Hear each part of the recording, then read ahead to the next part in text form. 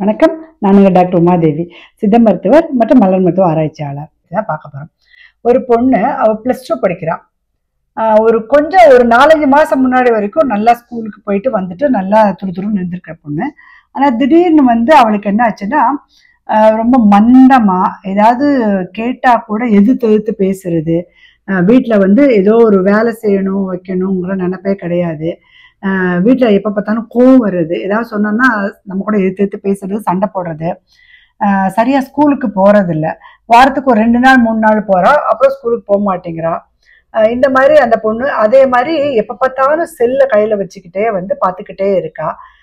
Night நாங்க தூங்குன பிறகு கூட அந்த செல்லை எடுத்து வச்சு நோண்டிக்கிட்டே இருக்கா. ஏன்பா ஸ்கூலுக்கு போகல அப்படின்னு கேட்டேன்னா, எனக்கு ஹோம்ஒர்க் தர்றாங்க நிறையா, என்னால எழுத முடியல படிக்க முடியல அப்படிங்கிறா. அந்த மாதிரி அவங்க அம்மா சொன்னாங்க.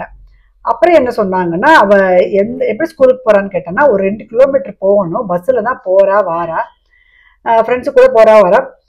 திடீர்னு போகலன்னு அடம் பிடிக்கிறா. அப்படின்னோடனே அவளுக்கு வேற ஏதாவது சிநேகிதம் இருக்குன்னு நான் சந்தேகப்படுறேன் அப்படின்னு உங்க அம்மா சொன்னாங்க.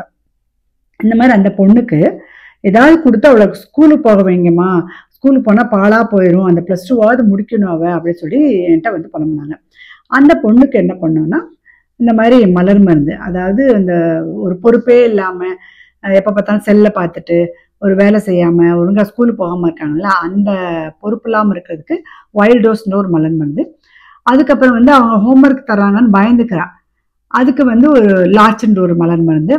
அதுக்கப்புறம் அவள் போனாலுமே அவளுக்கு படிக்க பிடிக்கல, அது ஏதாவது புரிய மாட்டேங்குது அப்படிங்கிறதுக்கு செஸ்னட் பெட் அப்படிங்கிற ஒரு மலர் மருந்து.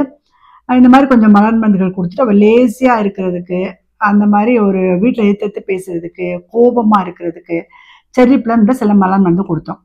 இந்த மாதிரி ரீசெண்டாக பார்த்தீங்கன்னா நிறைய பிள்ளைங்க திடீர்னு ஸ்கூலுக்கு போகாமல் இருக்குது. ஒருவேளை செல்ல அடிக்ட் ஆயிடுறாங்களா, இல்லை அவங்களுக்கு வேற ஏதாவது அஃபேர்ஸ் இருக்குமா, இந்த மாதிரி நிறைய ரீசன் இருக்கு. நான் கூட சொன்னேன் அவங்க அம்மாவை, நீங்க போய் பஸ்ஸில் போகும்போது யாராவது தொந்தரவு பண்றாங்களான்னு பாருங்க, அவங்க ஃப்ரெண்ட்ஸ் கிட்ட கேளுங்க, ஏதாவது அவளுக்கு தவறான இது அஃபேர்ஸ் இருந்தா கூட அதை நீங்க திருத்திக்கலாம். அப்படின்னா, இல்லைங்க கூட போற பிள்ளைங்க எப்படி சொல்லுவாங்க, அவங்களுமே கூட்டுக்களவானையா தானே இருப்பாங்க அப்படின்னாங்க. இந்த மலர் மருந்துகள்லாம் கொடுத்து விட்டுருக்கோம். இது ஆக்சுவலா இந்த மலர் மருந்து அந்த பொண்ணுக்கு நல்லா வேலை செய்யும். அந்த ரிசல்ட் கிடைச்ச பிறகு அந்த ரிசல்ட்டை உங்கள்கிட்ட ஷேர் பண்றேன். நீங்க எல்லாருமே மகிழ்ச்சியாகவும் ஆரோக்கியமாகவும் இருக்கணும். மீண்டும் ஒரு யூஸ்ஃபுல்லான பதிவோடு நான் உங்களை சந்திக்கிறேன். அது வரைக்கும் நன்றி, வணக்கம்.